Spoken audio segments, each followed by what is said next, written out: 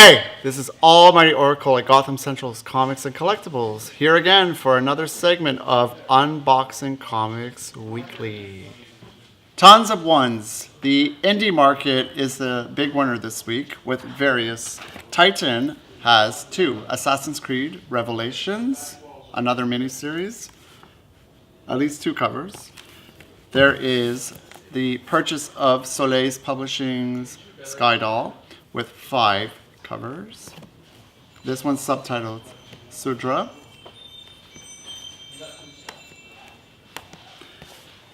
E-Comics has released a sequel to their much scandalous first miniseries, Pussycats. This one's called Sex, Drugs, and the Impossible. Judge or Be Judged. Oni Press, Red Line. Looks like an Image title, but again, definitely not. Dynamite has the rights to the series Charmed. 6 covers here, featuring the 3 main actresses, as well as a artistic rendition of that series. Alyssa Milano, and I can't remember the rest, I have to admit.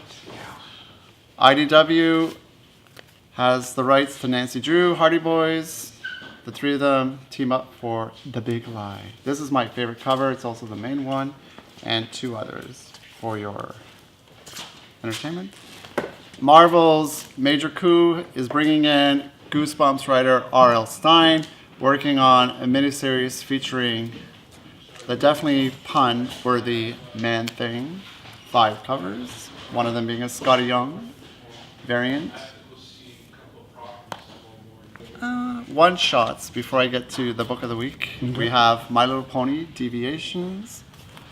Antarctic Press has a biographical comic, Alexander Hamilton, apparently the man who invented the current financial system. And The Monsters Unleashed just won't stop. Here's one shot featuring that band of misfits from outer space.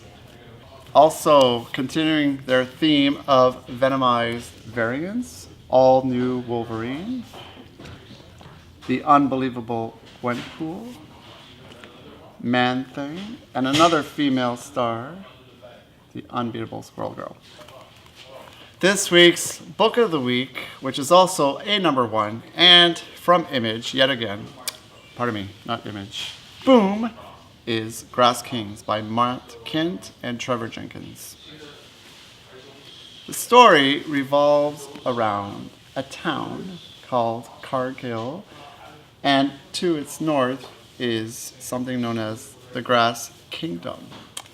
Basically, what started as the natives populating the land through tribal warfare has gravitated to modern times where law and order are not in sync. Beautiful watercolors showing you some history. And I like here how the back of the main cover, there's a continuing image.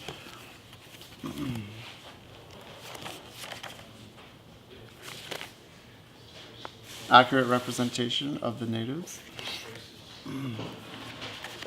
A map of what I just mentioned.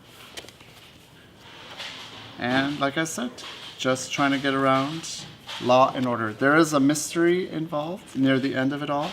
A flashback involving the disappearance of the character Rose. And the best part about all this is that it's 32 pages, no ads, and the material of the paper, the quality is quite cool. And it has a distinct smell, which I don't mind sniffing. But also at the back of this is a quote from the song Tangerine by Led Zeppelin, for those who are fans of 60s rock. Aside from the #1s, I want to mention 3 DC books. The first one being the final issue of Earth 2 Society, launched after the New 52 DCU. It was extended a bit, but for sure now this is definitely the end. Superwoman #8 has a brief tie-in to the current storyline, Superman Reborn, but definitely the big one this week is Action Comics #975.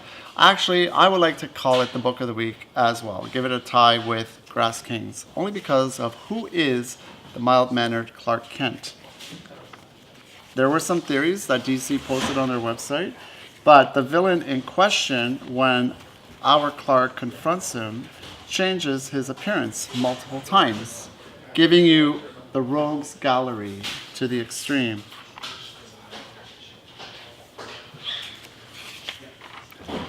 I can't spoil it, but there are actually 2 stories in here for the anniversary size issue. The main one, 20 pages, and there's a bonus story by Paul Dini and Ian Churchill, 18 pages. But just to go back to last week with part 1, Clark and Lois have to find their missing son, John, taken by some unknown entity. We appreciate your viewership. Click here to subscribe and follow. I'll be back in another 168 hours.